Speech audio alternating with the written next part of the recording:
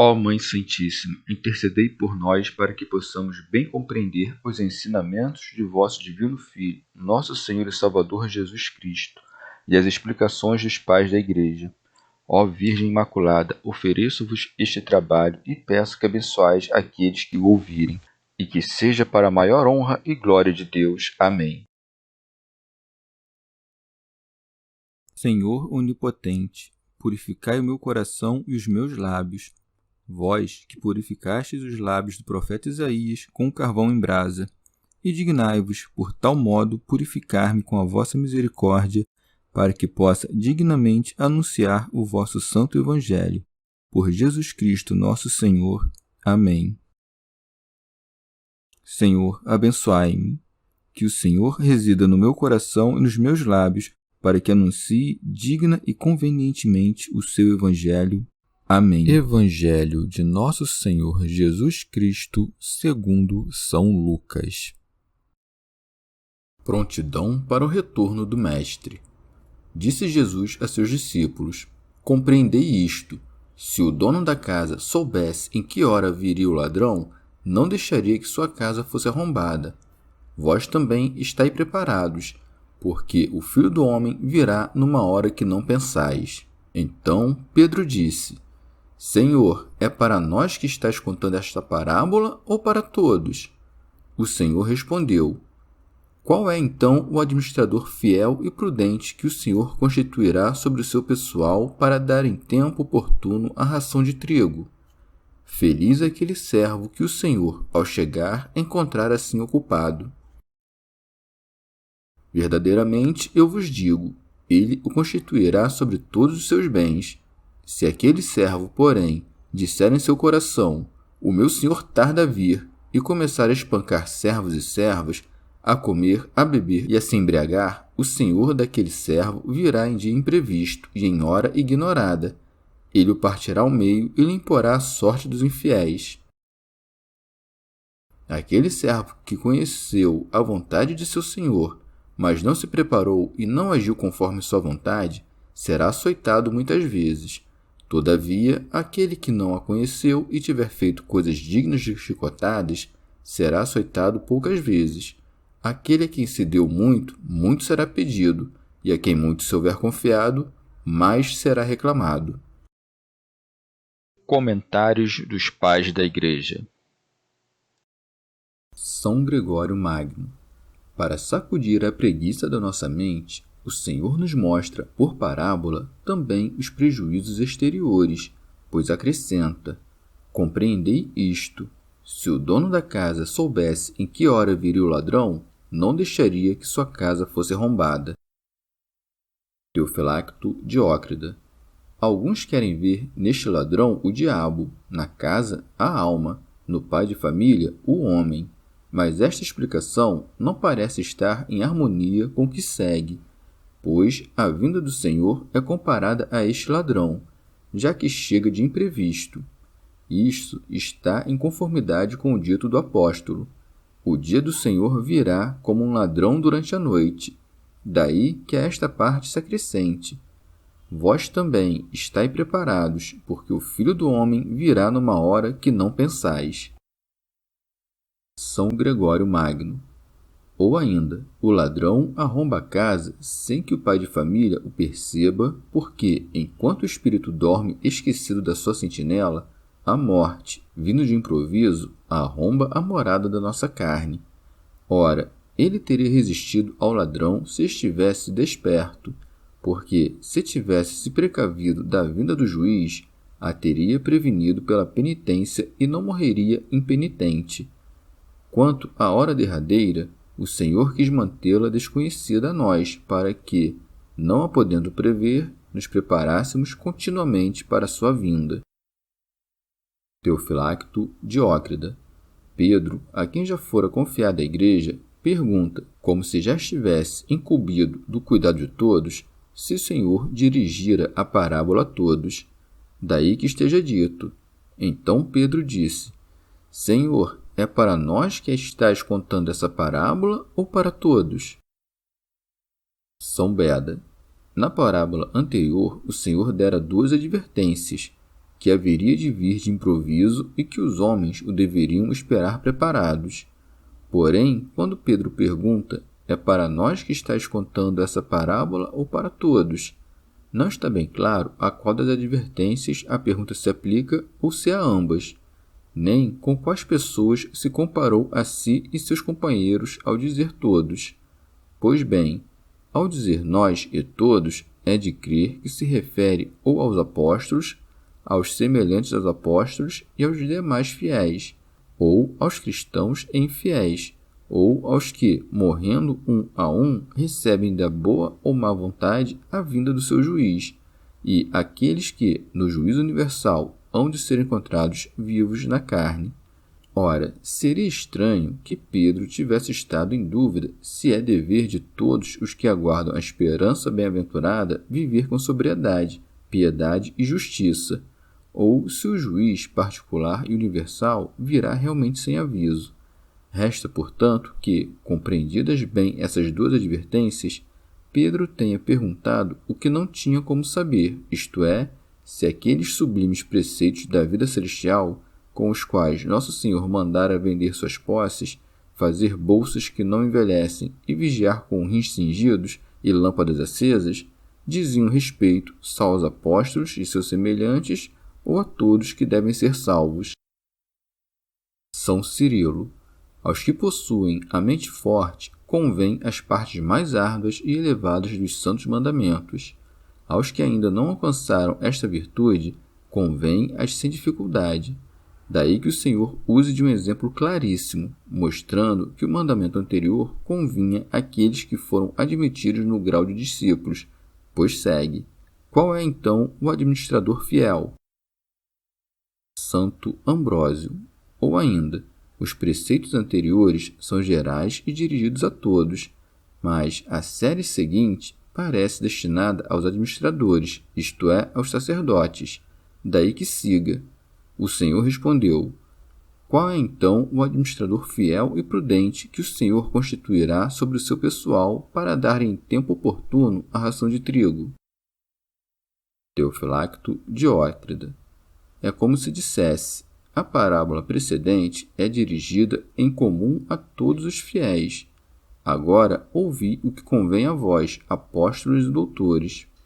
Pergunto, quem será o administrador que contenha em si fidelidade e prudência?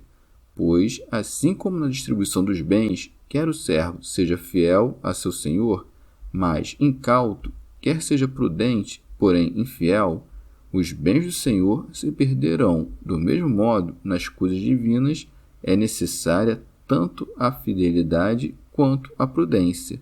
Com efeito, conheço muitos fiéis adoradores de Deus. Como não soubessem, porém, tratar com prudência os negócios eclesiásticos, punham a perder não apenas as posses, como também as almas, pois usavam com os pecadores de uma virtude indistinta, ora impondo-lhes penitência desmedidas, ora empregando uma mansidão inoportuna. São João Crisóstomo. O Senhor aqui pergunta não como se ignorasse quem é o administrador fiel e prudente, mas querendo insinuar a realidade da coisa e a grandeza de tal incumbência. Teofilacto Diótrida. Todo homem fiel e prudente deverá ser posto à testa da criadagem do Senhor, para que lhe sirva nos momentos convenientes a medida do trigo, ou as palavras da doutrina, com o que alimente as almas ou o exemplo das obras, com o que dê forma às vidas. Santo Agostinho. Por ração, dá a entender a medida da capacidade de cada um dos ouvintes. Santo Isidoro. Nosso Senhor acrescenta em tempo, porque o benefício que não é dado na hora certa torna-se inútil e perde o nome de benefício. O mesmo pão é apetecível ao faminto, mas não tanto ao saciado. Em seguida, a respeito do prêmio deste administrador, acrescenta: feliz aquele servo que o Senhor, ao chegar, encontrar assim ocupado.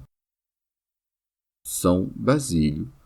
O Senhor não fala em encontrá-lo fazendo qualquer coisa a esmo, mas procedendo assim de modo determinado. Não convém, afinal, apenas vencer, mas combater legitimamente, e isto consiste em cumprir cada mandamento tal como os recebemos.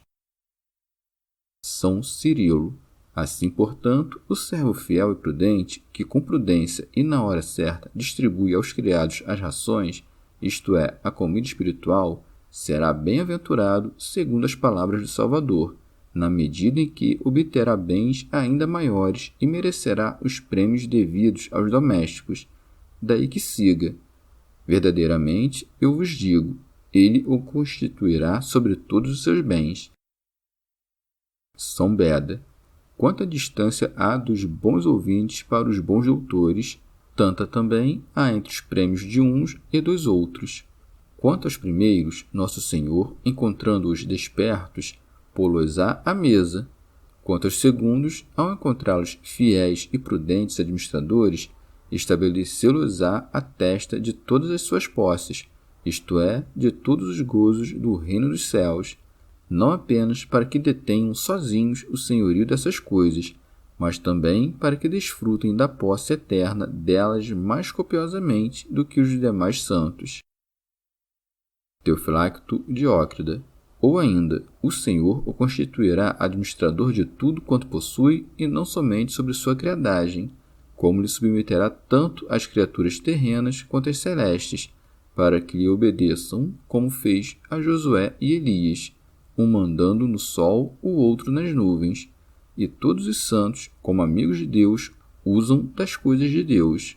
Quem quer que, ademais, leve a vida com virtude e disponha retamente os seus servos, isto é, a ira e a concupiscência, oferecendo nos tempos certos a medida de trigo a cada uma, isto é, a ira para derramá-la contra os que odeiam Deus, e a concupiscência para aplicar as provisões necessárias à carne, ordenando-a a Deus. Tal homem, repito, será constituído administrador de tudo quanto possui o Senhor, e será digno de ver a tudo pelo intelecto contemplativo. São João Crisóstomo. O Senhor corrige o ouvinte não apenas exibindo-lhe a honra reservada aos bons, mas também ameaçando as penas reservadas aos maus. Daí que siga. Se aquele servo, porém, disser em seu coração, o meu Senhor tarda a vir. São Beda.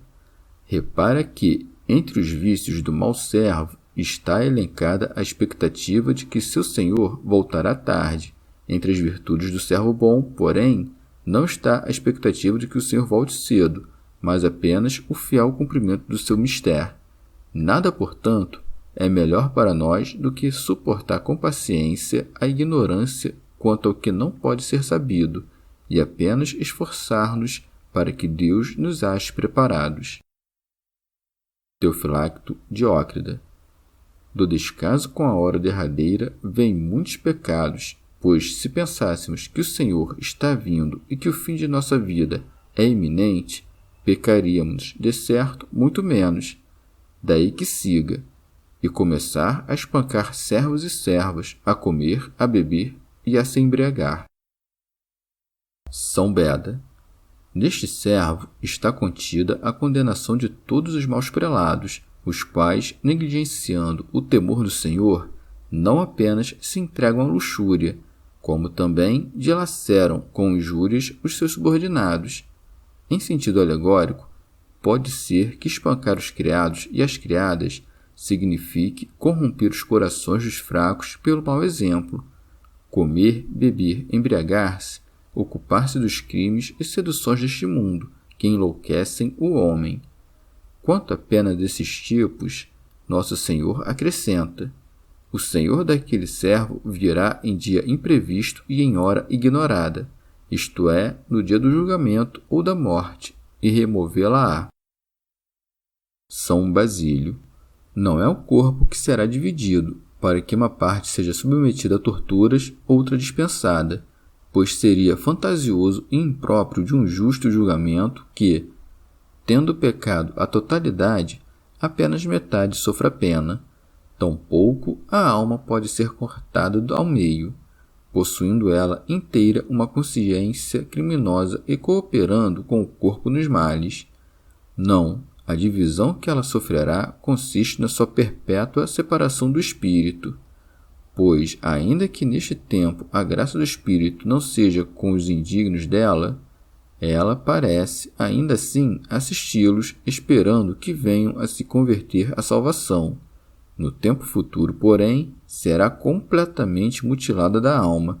Logo, o Espírito Santo é tanto a condecoração dos justos quanto a primeira condenação dos pecadores, porque os indignos o perderão. São Beda.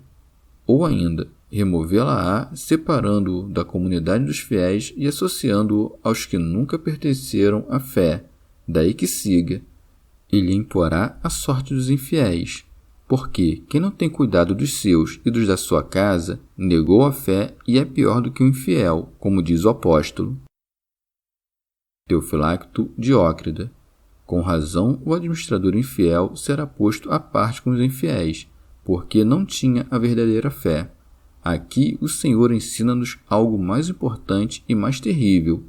Não apenas o administrador infiel será privado da graça que recebera, de modo que nada o ajudará a evitar os suplícios, mas a imensidão da sua dignidade se tornará para ele uma causa maior de condenação.